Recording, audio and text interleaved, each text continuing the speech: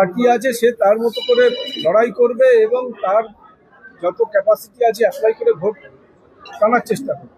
আমরা আমাদের লক্ষ্যে এগোচ্ছি। কে ভোট কতটা কাটবে, কতটা কোন দলের সুবিধা হবে, বিষয়টা ওইটা না। আমরা মানুষের কাছে সরাসরি প্রস্তাব রাখছি, বিজেপি ছাড়া উপায় নেই। বিজেপি একমাত্র পশ্চিমবঙ্গের মানুষের নিষ্কৃতির পথ, এবং সেই পথ অবলম্বন করে লক্ষ্যে পৌঁছানোর জন্য সকলকে আমরা আবেদন করছি। তৃণমূলের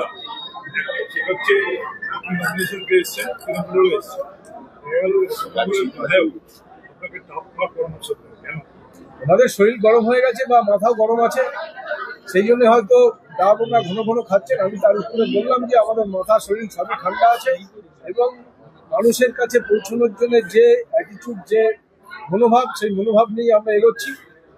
ডাব খাওয়া ভালো, কিন্তু বেশি খাওয়া আবার ঠান্ডা লেগে যায়।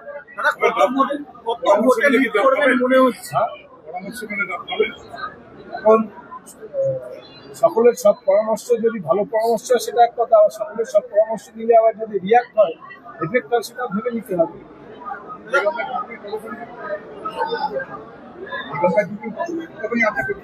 100 ভাগ আশা করছি। তার কারণ বললাম, যারা কোনোদিন বিজেপিতে ভোট দেয়নি তারা এবার বিজেপিতে ভোট দেওয়ার জন্য উঁচিয়ে আছে।